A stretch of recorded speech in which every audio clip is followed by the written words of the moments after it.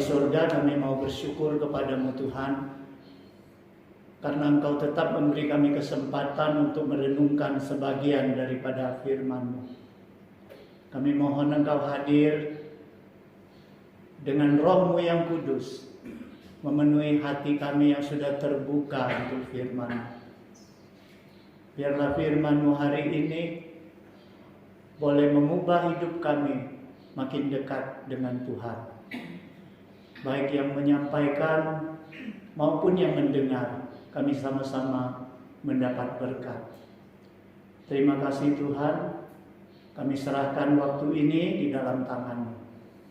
Di dalam Yesus Kristus kami berdoa. Amin. Shalom. Jemaat yang saya kasihi di dalam Yesus Kristus, firman Tuhan pada hari ini sesuai dengan Almanak GMI terdapat di dalam kitab Matius pasal 5. Matius pasal 5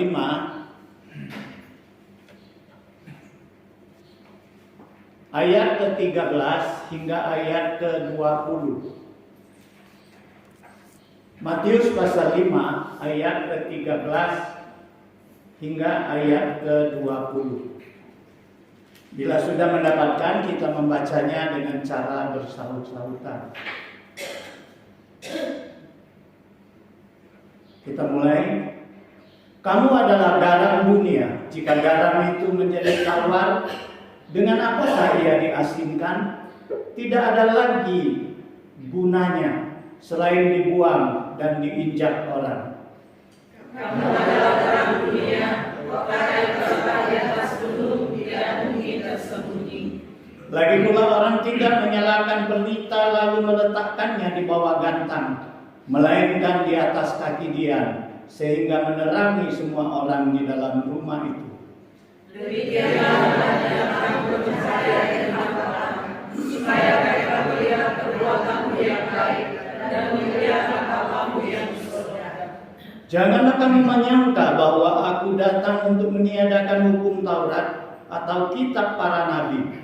Aku datang bukan untuk meniadakannya, melainkan untuk menggenapinya. Karena aku berkata kepadamu, sesungguhnya selama mulutmu yang kami dan bumi ini, satu iota atau satu titik pun tidak akan ditiadakan dari hukum Taurat sebelum semuanya terjadi. Karena itu, siapa yang meniadakan salah satu perintah hukum Taurat sekalipun yang paling kecil dan mengajarkannya demikian kepada orang lain, ia akan menduduki tempat yang paling rendah di dalam kerajaan sorga. Tetapi siapa yang melakukan dan mengajarkan segala perintah-perintah hukum Taurat, ia akan menduduki tempat yang tinggi di dalam kerajaan sorga. Maka aku berkata kepadamu, jika hidup agama manusia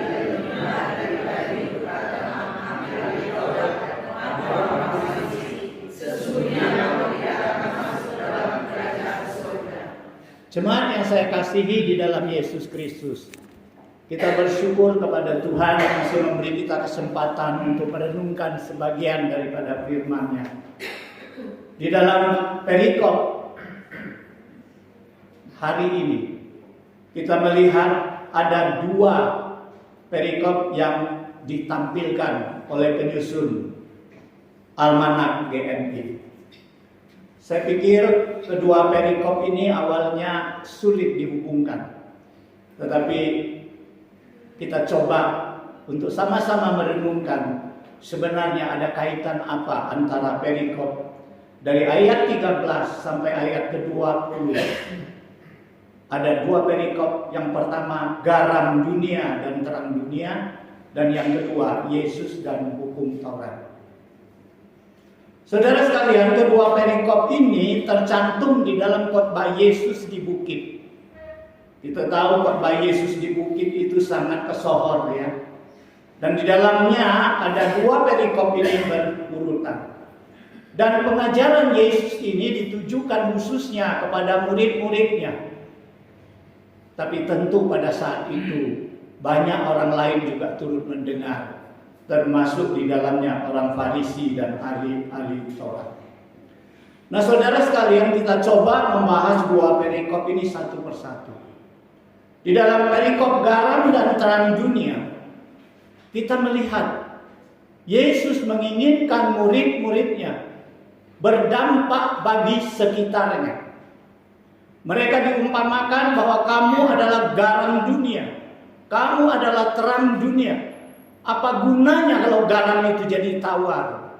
Dia tidak akan berguna. Saya berpikir, garam kalau tawar memang tidak berguna.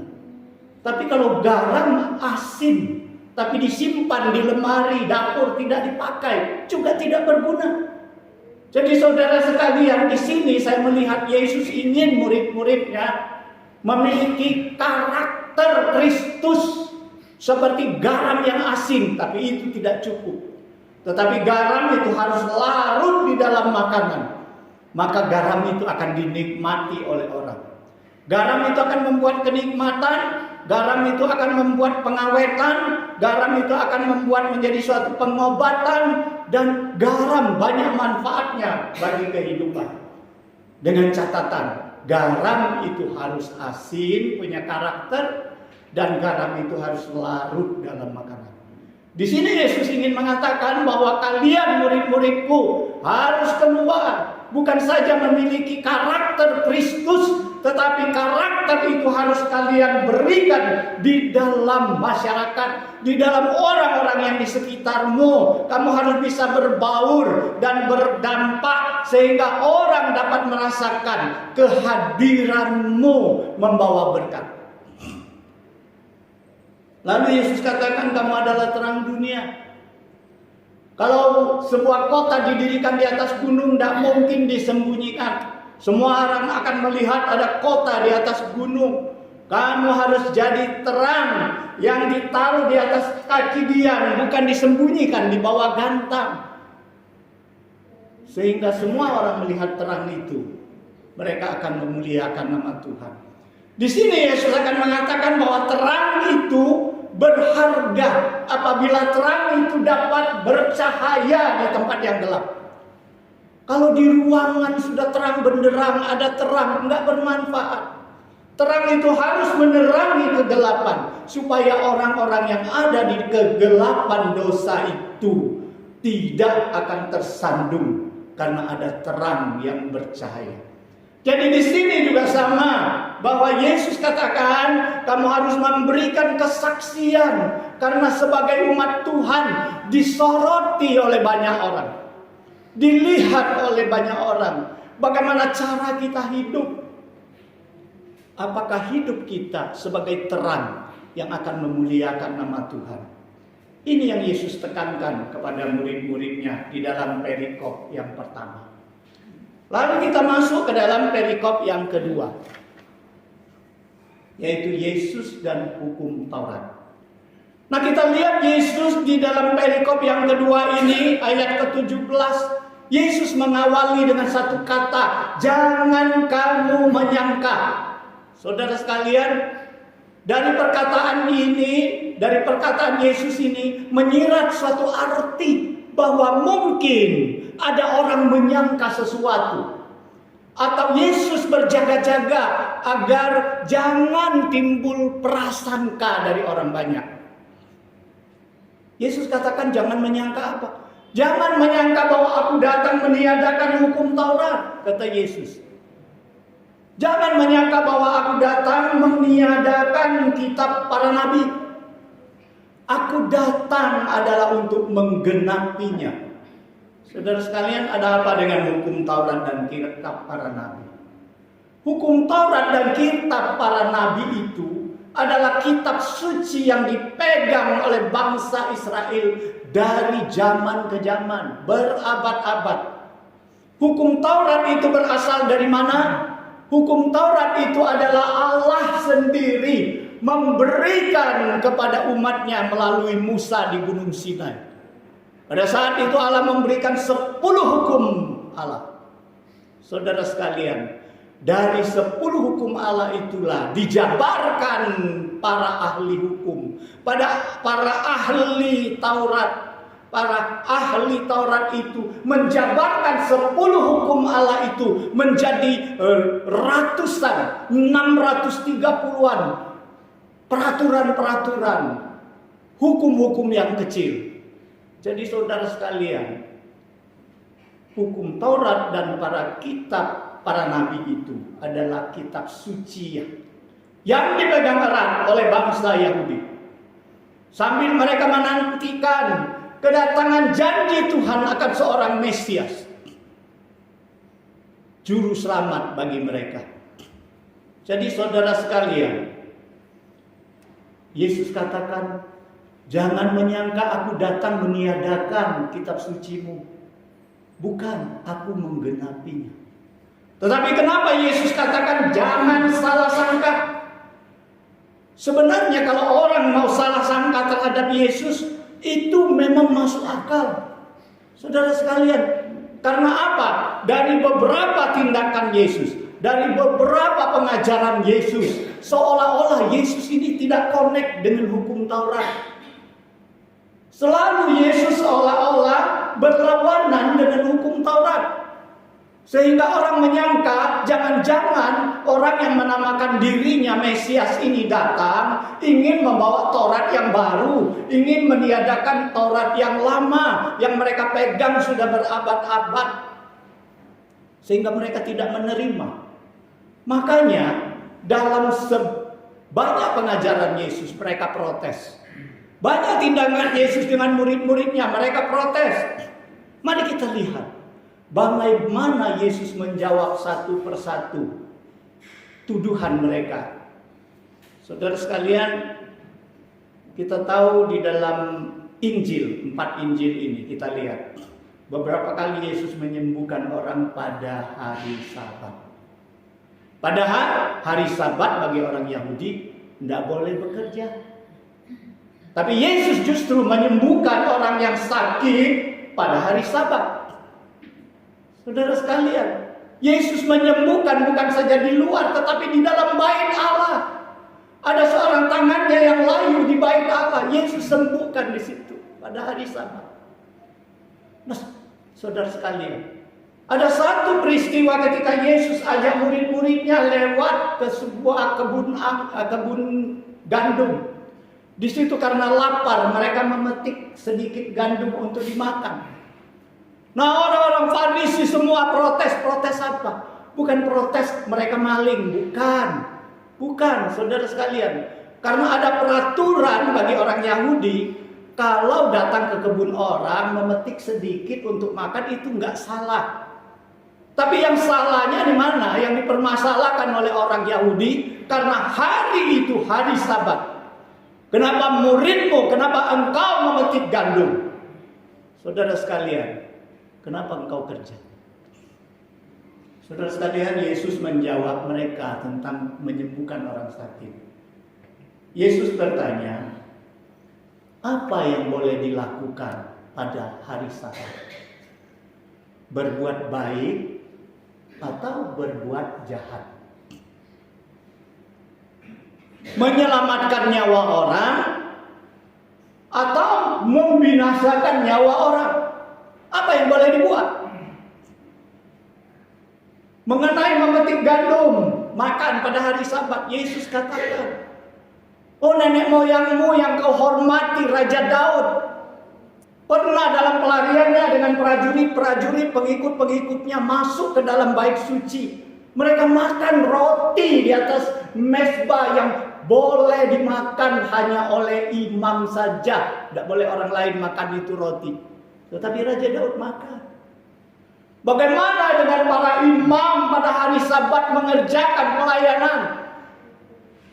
Nah, saudara sekalian, dari jawaban ini Yesus ingin menyatakan kepada mereka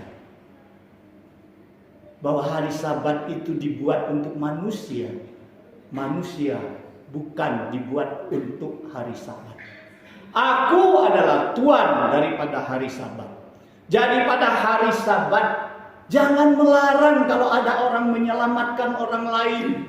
Kalau ada orang memberikan belas kasihan, menolong orang lain. Kalau ada hewanmu jatuh ke dalam sumur, apakah engkau tidak menyelamatkannya pada hari Sabat? Nah, saudara sekalian, Yesus mau katakan, semua perbuatan baik jangan ditunda sekalipun hari Sabat.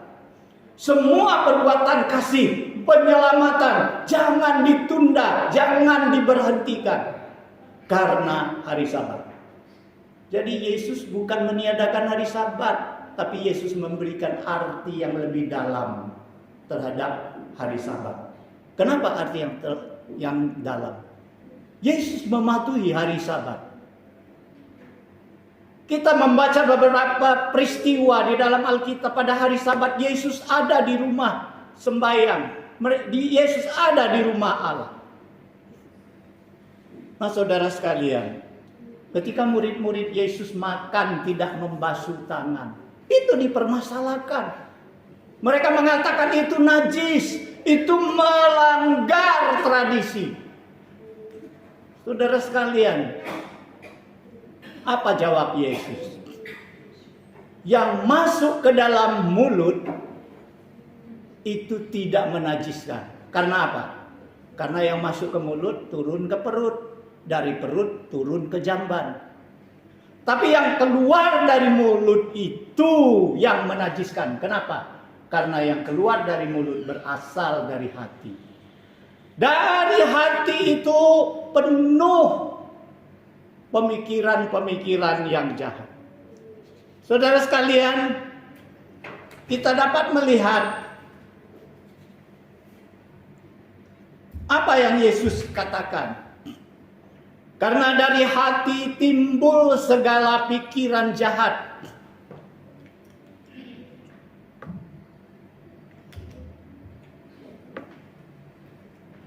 Karena dari hati timbul segala pikiran jahat, pembunuhan, perzinahan, percabulan, pencurian, sumpah palsu dan hujat. Saudara sekalian, Yesus katakan itulah yang akan menajiskan orang. Tetapi kalau makan dengan tangan tidak dibasuh, itu tidak menajiskan orang. Dari sini kita dapat melihat bahwa Yesus mau katakan, yang najis itu keluar dari hati, bukan yang masuk ke dalam mulut. Oleh sebab itu hatimu harus dibenarkan supaya yang keluar itu memberkati orang, bukan yang najis-najis. Yesus memberi arti yang lebih dalam terhadap Taurat. Nah, saudara sekalian, satu ketika murid Yohanes datang bersama beberapa orang Yahudi, beberapa orang Farisi. Mereka menuduh, kenapa muridmu Yesus tidak pernah berpuasa? Kami berpuasa. Kenapa muridmu tidak pernah kelihatan berpuasa? Yesus katakan, bagaimana orang berpuasa kalau dia bersama-sama mempelai dalam satu pesta? Nggak mungkin berpuasa, saudara sekalian. Tapi ada saatnya ketika mempelai itu diambil daripada mereka, pada saat itu mereka akan berpuasa. Yesus mengatakan ini bukan meniadakan berpuasa. Bukan Yesus katakan puasa itu nggak penting, nggak perlu dilakukan. Bukan. Tetapi Yesus katakan segala sesuatu ada waktunya. Termasuk puasa. Saya jadi ingat, sebentar lagi kita masuk bulan ketiga. Kita akan masuk ke Minggu Lent. Di situ kita akan puasa 1 bulan. Bukankah itu ada waktunya? Jadi bukan hanya di waktu Lent saja kita berpuasa.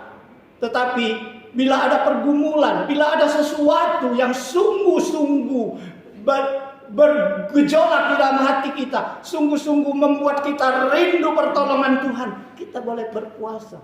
Tetapi berpuasa itu ada waktunya. Dan itu ditentukan masing-masing. Saudara sekalian, masih banyak ya.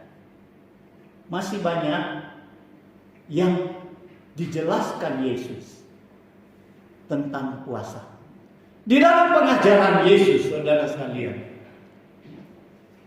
Kalau Taurat mengatakan mata ganti mata, gigi ganti gigi. Kalau kau butakan mata aku congkel matamu. Itu hukumannya. Kalau gigiku patah karenamu, aku patahkan gigimu. Itu hukumannya. Tetapi apa yang Yesus ajarkan? Kasihilah musuhmu. Berdoalah untuk orang menganiaya kamu. Saudara sekalian, bagaimana kita menjelaskan ini? Saudara sekalian, bukankah Yesus bertentangan dengan Taurat? Tetapi saudara sekalian, pada satu ketika ada seorang ahli Taurat yang muda datang bertanya kepada Yesus, hukum apa Tuhan? Hukum apa Rabi yang paling utama? Yesus katakan, karena Allah itu adalah Allah yang esa. Kasihilah Allahmu segenap jiwamu, dengan segenap hatimu, segenap akal budimu, segenap kekuatanmu, dan kasihilah sesama manusia seperti dirimu sendiri. Saudara sekalian, dari 10 hukum Allah itu Yesus simpulkan esensinya menjadi 2. Satu, kasihi Allah, satu lagi kasihi sesama. Itulah esensi daripada hukum Taurat. Dan Yesus datang menjelaskan esensi hukum Taurat itu betapa pentingnya. Ya, Yesus bukan meniadakan hukum Taurat, tetapi Yesus menyempurnakan, Yesus menggenapi, Yesus memberi arti yang lebih dalam. Yesus fokuskan agar Taurat itu tidak dipatuhi secara kaku, tetapi Taurat itu menjadi hidup dan hidup di dalam hati umat Tuhan. Saudara sekalian,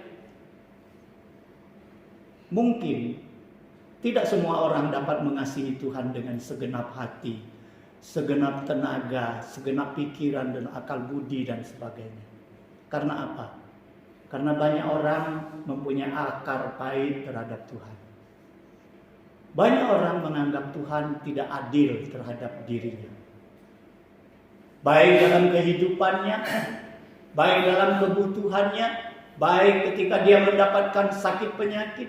Banyak orang mengeluh kepada Tuhan, mempunyai akar pahit kepada Tuhan. Bagaimana mereka mau mengasihi Tuhan dengan segenap hati, segenap jiwa, segenap kekuatan, segenap akal budi. Saudara sekalian, bagaimana manusia dapat mengasihi sesamanya seperti mengasihi dirinya, sementara banyak manusia tidak mengasihi dirinya. Mereka hidup tidak teratur, mereka hidup merusak kesehatan sendiri, mereka pakai narkoba, mereka pakai morfin, merusak hidupnya. Bagaimana orang yang mengasihi, yang merusak dirinya, mengasihi orang seperti dirinya, apa jadinya? Saudara sekalian, itu sebabnya di dalam Yohanes pasal 13 ayat ke-34, di situ Yesus memberikan satu perintah yang baru. Sebelum Yesus kembali ke surga, Yesus memberikan perintah yang baru. Yesus katakan, sama seperti aku telah mengasihi kamu, demikian pula kamu harus saling mengasihi. Yesus katakan, aku berikan perintah baru kepadamu supaya kamu saling mengasihi. Sama seperti aku mengasihi kamu, kamu juga harus saling mengasihi. Yesus melengkapi, Yesus menyempurnakan hukum Taurat kasih ini. Intisari, esensi daripada ini, Yesus sempurnakan. Yesus katakan apa? Kalau engkau menyadari bahwa Allah mengasihimu, maka engkau pasti akan mengasihi Allah. Bagaimana Allah mengasihimu? Allah telah memberikan anak tunggalnya bagi penebusan dosamu di atas kayu salib. Adakah hidup yang kekal itu lebih berharga, yang engkau anggap lebih berharga dari segala penderitaanmu di dunia ini? Nah saudara sekalian, kalau kita menyadari bahwa dari pengorbanan dan kasih Allah kita memperoleh hidup yang kekal, itu yang paling berharga, itu yang tidak sebanding, yang tidak dapat dibandingkan dengan segala harta dunia, maka pada saat itu kita pasti akan dapat mengasihi Tuhan dengan segenap hati, pikiran, kekuatan, dan akal budi kita. Demikian juga mengasihi sesama. Bukan dengan kasihmu, tetapi sebagaimana aku mengasihi kamu. Dengan kasih itulah kamu juga harus saling mengasihi. Saudara sekalian, coba bayangkan. Betapa banyak orang menyakiti hati kita. Betapa banyak orang kita anggap mereka tidak layak kita kasih. tetapi karena kita menyadari kita dikasihi oleh Kristus. Maka dengan kasih kepada Kristus itulah kita mengasihi sesama. Yesus menyempurnakan Taurat itu. Jadi saudara sekalian, kita tahu bahwa hukum Taurat itu diadakan adalah untuk menyatakan dosa. Kalau nggak ada hukum Taurat, manusia nggak tahu bahwa dia salah. Karena ada hukum, baru tahu dia melanggar hukum. Nah saudara sekalian, hukum Taurat ini diadakan untuk menyatakan bangsanya, bangsa pilihannya, bahwa kamu telah berdosa. Dan kamu tidak dapat menyelamatkan dirimu sendiri. Tetapi Allah tidak berhenti di situ. Allah memberikan janjinya. Aku akan mengirimkan penebus dosamu kepadamu, yaitu Mesias. Dan Allah sampaikan rencananya kepada nabi-nabi. Dan nabi-nabi membuat di dalam nubuatnya, di dalam kitab para nabi. Jadi siapa yang menggenapinya? Yesuslah yang menggenapinya. Jadi saudara sekalian, Yesus juga menggenapi daripada rencana Allah. Saudara sekalian, Allah mempunyai rencana melalui nabi. Dan nabi memberikan nubuat. Yesus menggenapi. Jadi hukum Taurat yang menyangkut penggenapan Yesus, apa yang sudah digenapi oleh Yesus, tidak perlu lagi kita lakukan. Contohnya, kalau dulu bangsa Israel mau menebus dosanya, mereka bawa lembu, bawa sapi, bawa domba, bawa burung untuk dipersembahkan sebagai korban penebusan dosa. Karena Yesus sudah menggenapi di atas kayu salib, itu Taurat itu tidak perlu lagi kita lakukan. Jadi saudara sekalian, Yesus sudah menggenapi. Itu sebabnya Yesus katakan bahwa Taurat itu setitik satu iota pun jangan ditiadakan. Karena apa Yesus katakan demikian? Karena hukum Taurat datangnya daripada Allah, dan firman Allah tidak mungkin salah. Yesus sendiri mengatakan, firman-Ku dari dulu, sekarang, sampai selama-lamanya tidak akan berubah. Oleh sebab itu saudara sekalian, firman itu harus kita pegang dan harus kita beritakan. Inilah yang di ayat ke-18 Yesus katakan, barang siapa melakukan firman itu, hukum Taurat itu, dan mengajarkannya, maka dia akan menempatkan tempat yang tertinggi di dalam kerajaan sorga. Saudara sekalian, sudahkah kita menguasai firman Tuhan? Hukum Taurat, hukum Tuhan ada di dalam firman Tuhan. Kitab Injil kita ada perjanjian lama, ada perjanjian baru. Di situ lengkap firman Tuhan, hukum Tuhan. Adakah kita sudah memiliki itu? Kalau sudah memiliki itu, tugas kita adalah menelitinya, melakukannya, kemudian memberitakannya. Tanpa kita melakukan firman Tuhan, maka pengajaran kita tidak akan berhasil. Dan satu yang harus kita perhatikan, kalau orang meniadakan hukum Taurat dan mengajarkannya demikian, bahwa dia akan menempati posisi yang terendah dalam kerajaan sorga. Di sini mengingatkan kita hati-hati dengan pengajaran kita. Kita mau mengajar orang dengan benar. Jangan menyesatkan. Oleh sebab itu kita perlu menyelidiki firman Tuhan dengan benar. Jangan kita asal pakai firman Tuhan, mengajarkan orang, padahal ajaran kita menyesatkan orang. Saudara sekalian, hati-hati. Itu ada ganjaran hukumannya. Oleh sebab itu mari kita belajar. Mari kita belajar firman Tuhan. Supaya kita menguasai. Kemudian kita mengajarkan. Bukan saja mengajarkan, tetapi kita memberi teladan dengan kesaksian hidup kita. Saudara sekalian, akhirnya Yesus menutup pengajarannya dengan satu peringatan keras. Kenapa saya katakan keras? Kata Yesus, bila bila hidup keagamaanmu tidak lebih benar daripada hidup keagamaan orang Farisi dan ahli Taurat, kamu tidak berhak masuk dalam kerajaan surga. Saudara sekalian, bayangkan ya, betapa salehnya orang Yahudi, apalagi orang Farisi, ahli-ahli Taurat, di dalam mematuhi hukum Taurat.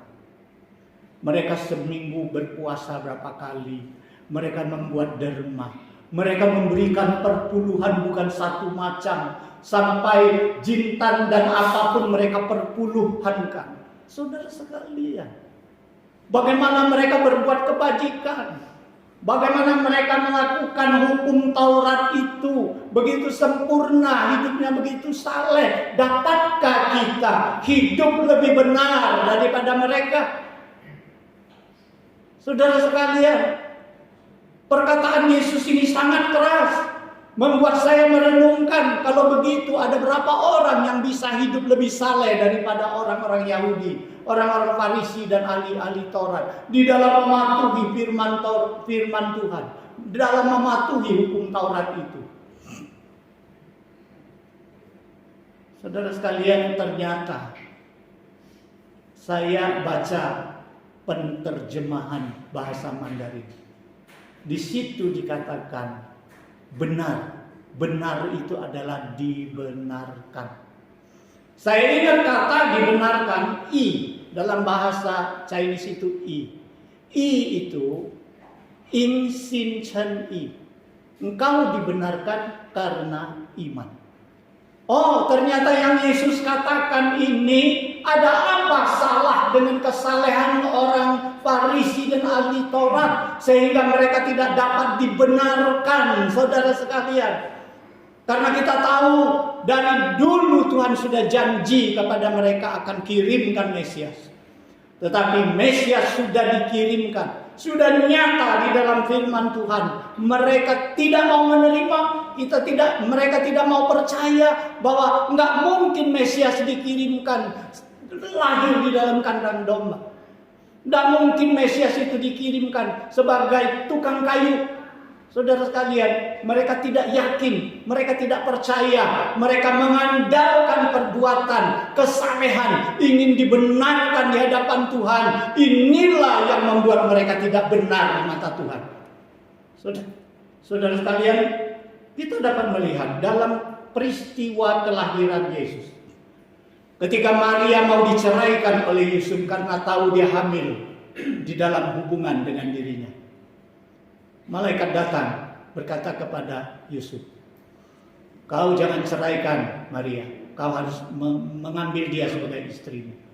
Karena bayi yang ada di kandungannya dari Roh Kudus, dia akan melahirkan seorang anak laki-laki, dan kau harus namakan dia Yesus, karena dia akan menyelamatkan umatnya daripada dosanya. Demikianlah di dalam Alkitab mengatakan hal itu terjadi supaya genaplah yang difirmankan Tuhan oleh Nabi. Ini masalah kelahiran Yesus, berarti sudah dinubuatkan oleh Nabi. Nah, saudara sekalian, kemudian ketika Yesus lahir, tidak beberapa lama kemudian datang lagi malaikat mengatakan kepada Yusuf, bawa bayimu, bawa istrimu, mengungsilah ke Mesir, karena Raja Firaun mau membunuh anak itu. Saudara sekalian, jadi apa di dalam firman menulis? Hal itu terjadi seperti supaya genaplah yang difirmankan oleh Nabi, oleh Tuhan melalui Nabi, bahwa dari Mesir aku panggil anakku. Saudara sekalian, kalau kalian mau baca saja peristiwa itu.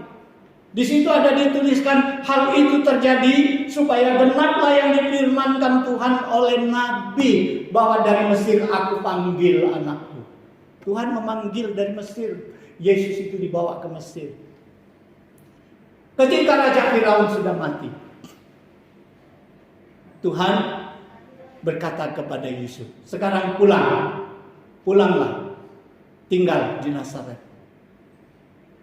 Saudara sekalian, itu sebabnya Yesus disebut orang Nazaret. Yesus dibesarkan di kota Nazaret, dan di dalamnya ditulis juga seperti ini. Hal itu terjadi supaya genaplah yang difirmankan Tuhan oleh Nabi. Nah saudara sekalian, ini tercatat di dalam firman Tuhan.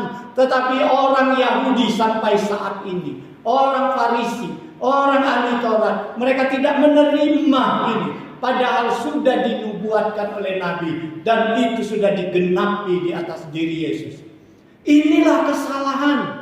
Walaupun mereka saleh, tetapi mereka ingin melalui kesalehannya mendapat kebenaran daripada Tuhan.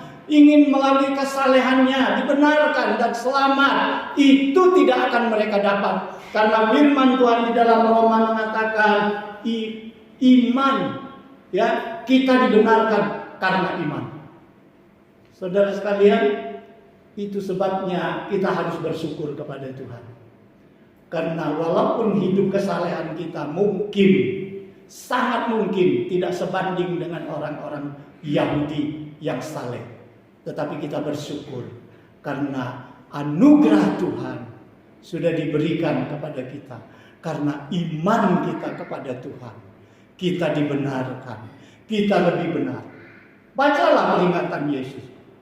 Aku berkata kepadamu, sesungguhnya kalau hidup keagamaanmu tidak lebih benar, bukan tidak lebih baik, tetapi tidak lebih benar, berarti ada kesalahan. Jadi kamu harus membenarkan iman kepercayaanmu, benarkan hidup keagamaanmu. Nah saudara sekalian, ini menyirat dua arti.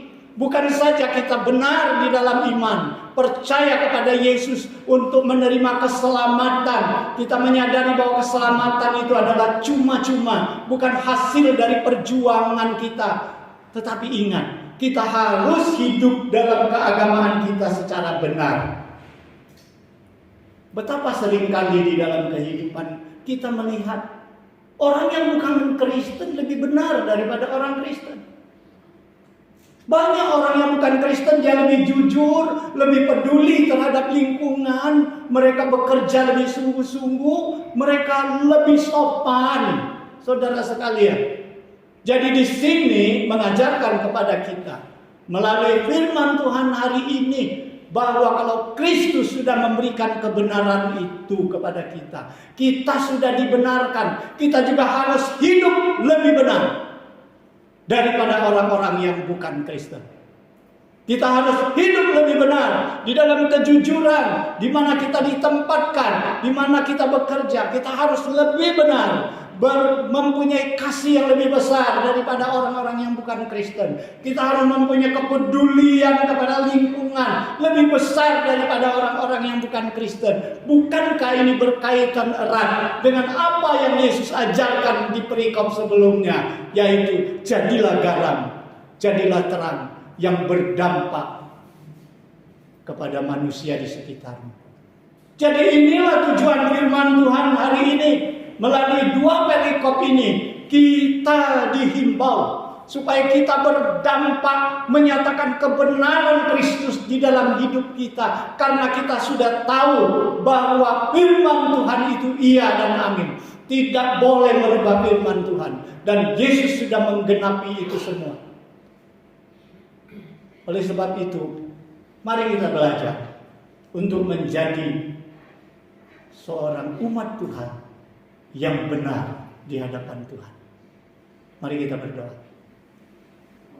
Bapa di surga, kami mau bersyukur kepada-Mu Tuhan untuk firman. Kami mohon Tuhan firman-Mu yang bagi kami mungkin sulit, tetapi apabila Roh-Mu mencerahkan kepada kami, kami akan dapat mengerti. Ajarkan kami bukan saja mengerti Tuhan, tetapi kami mau melakukan. Karena inilah kelebihan umat-Mu daripada orang-orang Farisi yang hanya mengandalkan kesalehan. Mereka hanya bisa mengajar dan mereka tidak dapat memberikan contoh dan teladan. Terima kasih Tuhan. Kami serahkan hidup kami dalam tangan-Mu. Di dalam Yesus Kristus kami berdoa. Amin.